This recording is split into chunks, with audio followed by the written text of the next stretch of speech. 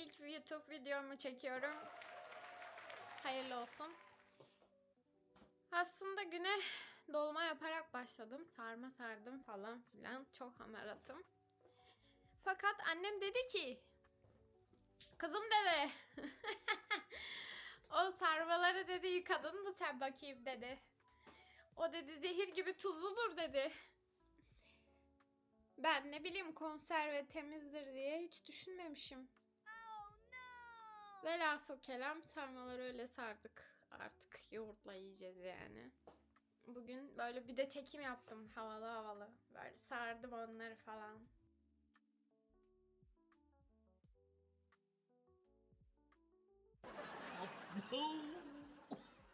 Şap gibi tuzlu. Benim tansiyonum var oğlum. Ben yemem bunu. İnanılmaz bir gün. Çok yoruldum. Gecem gündüzüm gündüzüm gece olduğu için uyumadım daha. Dedim ki bugün hiç uyumayacağım. Ve dedim ben dedim gecemi gündüz gündüzümü gece değil. Öyle bir şeyler. Vay canına. Ne diyor bu? Bir dakika. Şunun ayağını da takalım. Böylece karşılıklı konuşabiliriz. Aslında ilk videom, yani ilk video amacım şeyi çekmekti. Pocket 3 aldım Dici'nin. Fakat nasıl hani acemiler için rehber tarzı bir şey çekmek istedim. Çünkü ben de acemiyim. Birbirimize anlarız diye düşündüm. Ama maalesef ki zaman aldı öğrenmem. Ve başka şeyler de yapmam gerekiyordu tabii ki. Anam bunun ayağı ne zor takıldı ya. Hadi. Kıyamam. Yüz takibi açık olunca beni takip etmiş. Aferin. Evet. Efendim. Nasılsınız? İyi misiniz? Ya şuna bakın. Chopstick koymak için. İyi misiniz? Ay çok mutluyum. Kameraya konuşmak aslında çok zor bir şeymiş. Daha öncesinde de tabii deneme yapmıştım biliyorsunuz. Instagram'da video paylaşmıştım. Fakat çok acemi. Ben ne yapıyorum canım akrabalarım, arkadaşlarım? Eminim merak ediyorsunuzdur. Bu kız gitti. Nasıl gitti? Niye gitti? Ne ara buldu da evlendi? Düğünüme gelemeyen arkadaşlarım ve akrabalarım, sizi çok öpüyorum. Biliyorum kalbiniz bizleydi ve keşke sizler de olabilseydiniz. Eşimle İngiltere'de tanıştım. İngiltere Dil Okulu'na gittiğim zaman orada arkadaş olduk. Ben o dönem üniversitede Japonca öğreniyordum. Böylelikle o da Japon olduğu için arkadaş olmak istedim. O zaman hani böyle bir etkileşim falan yoktu. Neyse aradan zaman geçti. Ben ülkeme döndüm. Ülkesine gitti falan. 2 sene sonra dedi ki ben bir arkadaşımla da Türkiye'yi ziyarete geleceğim. O zaman da canım aşkım Oyam, bebeğim, bir tanemle birlikteydik. Yani daha sık görüşüyorduk. Şu an maalesef görüşemiyoruz ama eminim yakın zamanda o da gelecek. Oyam da sağ olsun Denizli'ye gittik birlikte. O zaman Oyam Denizli'de eğitim alıyordu. O bize rehber oldu. Pamukkale'ye gittik, gezdik. Ailem zaten İngiltere'den gelmesi muhtemel arkadaşlarıma kapıları her zaman açıktı. Sağ olsunlar. Onlar da iyi ağırladılar. O dönem yine böyle arkadaşlarımız ilerledi falan. Daha samimi olduk. Sonra ben zaten üniversitede dil eğitimi aldığım için dedim ki mezun olmadan önceki yaz ben bir... 2 dakika dedikodu yaptırmadı şurada. Beni delirtti. 128 GB belleğe nasıl doldurdun acaba? Nasıl kartı bu kadar fullledin? Ne yaptın ya? Ne yapmış olabilirsin? Dolma yaptın ya. Ay. Neyse. Nerede kalmıştık? Ben işte üniversitenin yaz ayında dedim ki dil okuluna gitmeliyim. Bence çok fazla dakikam yoktur herhalde ya. Bilmiyorum. Neyse gittiği yere kadar. Sonra devam ederiz. Ondan sonra bu altımdaki de kırılmaz inşallah. 1 kilo aldım kız. Çok kilo aldım. Şu an 68 kiloyum.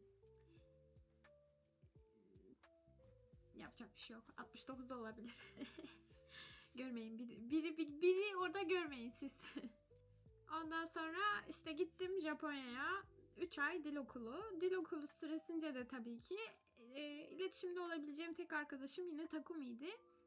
Derken böyle anlaştık. Gençler birbirlerini sevmişler, anlaşmışlar.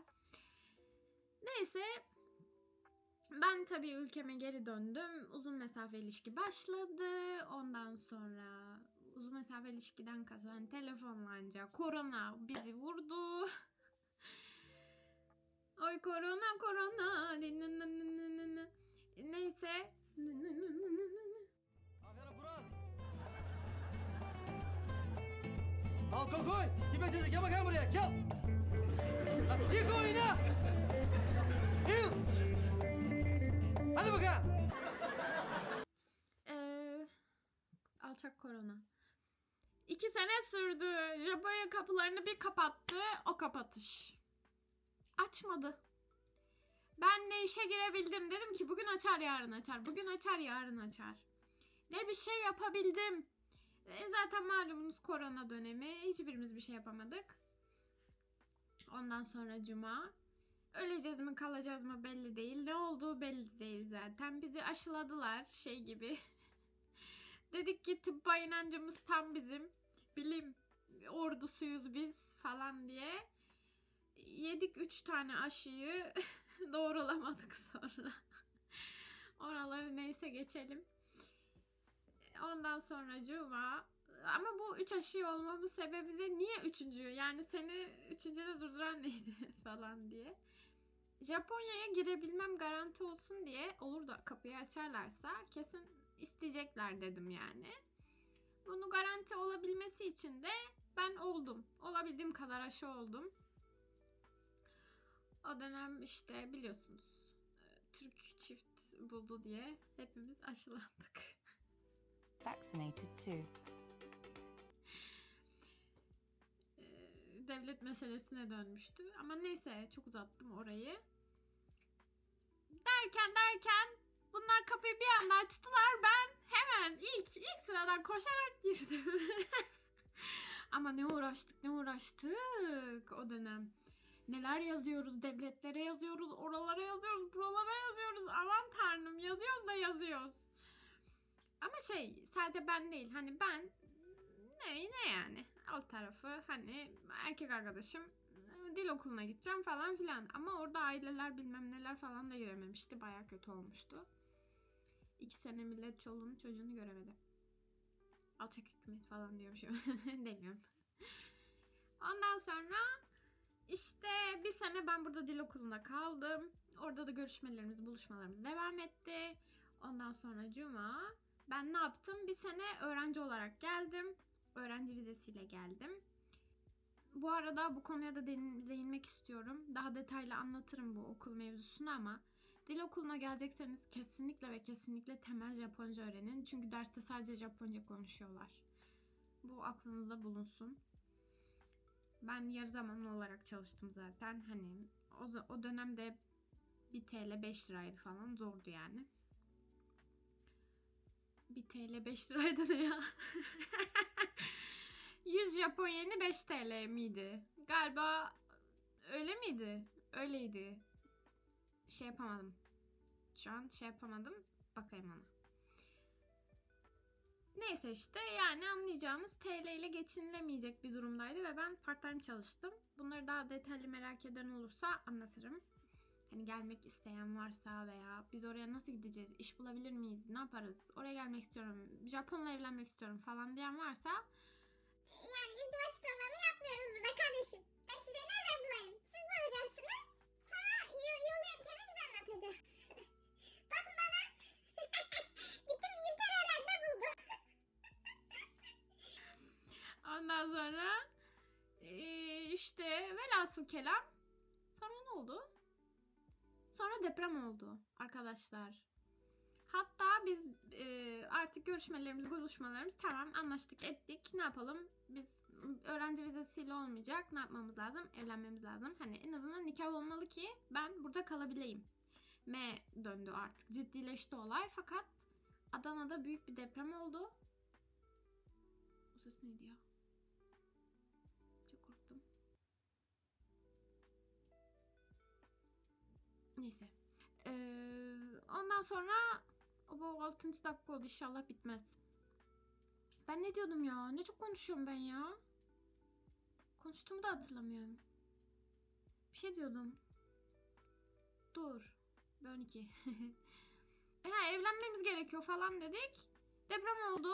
Ben bir hışımla koşarak Adana'ya gittim. Yani çünkü ailem falan oradaydı. Anneannemler, dedem, dayımlar, herkesimler orada. Kuzenlerim, babam tarafları, herkes oradaydı.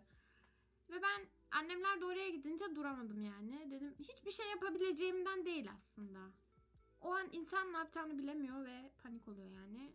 Ben de dedim ki kusura bakmayın hocam dedim. Okulumun bitmesine de aslında 1 ay kalmıştı yani daha. Ama geri döndüm. Beklemedim. Mezuniyetimi falan da beklemedim. Gerçi mezun da olduğum sayılmaz. Hani böyle iyi kalpli oldukları için verdiler. Param o zaman 1 yıllık okula yetti. Bir Japonca eğitiminin tamamı 2 yıl. Sıfırdan başlıyorsanız 2 yıldır. Hatta siz öncesinde de çalışacağınız için 2,5 yıl. Oldu da öğrenme kanji vesaire böyle görsel şeyleri öğrenme güçlüğünüz varsa olur 3 yıl. Bunun sonu yok. Zaten öğrenmede biten bir şey değildir yani, devam eder. Neyse sonra Takumi geldi. Adana'da canım akrabalarımla tanıştı. Depremden sonra geldi. Dedik ki zaten evlenmek istesek bile düğün yapamayız. Hani cenazeler var, şeyler var. Yan binamız komple çökmüş, insanlar ölmüş. Çok acı bir dönemdi. Allah bir daha yaşatmasın. Başınız sağ olsun eğer aranızda varsa yakınlarını kaybeden. Çok özür dileyerek bu kısmı geçiyorum. Sonra Takumi'nin ailesi geldi. Onlar da tanıştılar, ettiler falan. Biz dedik ki tamam. Ben geri gidiyorum. Nikah yapıyorum. 1 sene sonra da düğün yapacağız. Hatta ben nikahımı falan yaptım. Tabii bazı yerlerde soyadı değişikliği olunca bazı yakın çevrem gönül koymuş. Demişler ki bu kız evlendi. Bizi düğününe çağırmadı. Hatta canım Efsun teyzem beni görüyor mu bilmiyorum şu anda. Rüyalarına girmiş. Uyanmış, sinirle annemi aramış galiba. Demiş ki yani bu nasıl Kovatsu oluyor? Biri bunu bana açıklayabilir mi? Ne demek ben davet edilmedim? Asla tabii ki. Kambersiz düğün olmaz. Efsun teyzemsiz asla olmaz. Düğün fotoğraflarımda kendisini göreceksiniz. Ondan sonra bu arada kameranın arkasına televizyon açık. Oturabildiğim yere çömdüm şu an. O yüzden ışık rahatsız ediyorsa tekrar özür diliyorum. Dizinin ekranı çok küçük. Ben şu anda ne olup bittiğini çok net göremiyorum. Ekrana sığdığımı görüyorum ama nasıl göründüğümü göremiyorum. Böyle. Sonra düğün oldu. Tekrar aileler geldi. Bu sefer amcaları, kuzenleri falan da geldi. Güzel geçti. Ondan sonra böyle. Yani bu benim hikayem. Bu arada ben işe falan da girdim tabii ki. Bir oyun firmasında, test firmasında çalıştım. Ama çok kısa sürdü. Çok uzun sürmedi maalesef. Chiba maçına gittiğim zaman orada bir düştüm. Aman Allah. Aman Allah, düşman başına bir düştüm. Dizim döndü. Doktora gittim, kemikte bir şey yok dedi. Ablacım dedi. Zaten yok. Hani yürüyorum, ediyorum. Fakat dizimi kıramıyorum asla ve sadece iç yan acıyor. Menisküs. Jamilyo. Menisküsler iç ve dış olarak diz eklemimizin içinde yarım ay şeklinde bulunan ve dizin kıkırdaklarını korumak için şok emici görev gören yapılardır. O olabilir mi dedim. MR çekilmesi gerekiyordu. Ona da çektirseydim bile şu an operasyona maalesef giremiyorum. Çünkü ailem gelecek. Herhangi bir ameliyat olamam. Öyle bir şey de yapamam. O yüzden şu anda MR'ı da erteledim. Çektirmedim. Sadece dizik takıyorum. Zaten doktor dedi ki kas incinmiştir dedi. Kemikte bir şey yok dedi. Sen dizik tak dedi. İşte ağrı ilacı verdi. Beni gönderdi. Ama ben uyuyamıyorum geceleri. Ağrı yapıyor. Dizimi yanlışlıkla kırıyorum. Bir acıyla uyanıyorum falan. Yan bağ mı desem? Demesem mi? Kuzenim doktor, kızacak bana. Gene Google'dan bakmış konuşuyor diyecek. Zaten çok sinirlendi Murat. Canım Murat. Dedi abla düştün, niye hemen bana haber vermedin dedi. Dedim ki ablacım dedim şehrimizde şey bulunca dedim sürekli sana mı haber vereceğiz yani? Oğlan hani şey olur ya böyle asansörde komşular sıkıştırır, oğlum benim ağrıyor, ne olabilir acaba der. Dedim biz de mi öyle olalım? Abla diyor ya saçmalama, 6 sene boşuna mı okudum? Çok haklı. O kadar haklı ki. Ama ben tabii söylemedim. 3 haftada üstünden geçtikten sonra söylediğim için buz koymaydı vesaireydi yapmamış bulundum.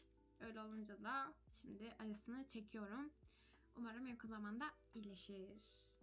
Bu videoyu burada bitireyim çünkü bu tanışma videosuydu ve nasıl buralara geldiğimi. Şu anda bir ev hanımıyım maalesef ki. Umarım yakın zamanda bu değişir. İş kurmaya çalışıyorum. Küçük işletmeye katkı sağlayalım arkadaşlar. Yani tabii ki inşallah yolunda gider yani. Bu şekil. Bu ilk videomdu. Nasıl görünüyorum bilmiyorum. Ağzım burnum yamulmuş olabilir. Saçım başım dağılmış olabilir. Bütün gün dolma yaptım arkadaşlar. Tuzlu dolma. Tuzlu yaprak sarmalı dolmalar.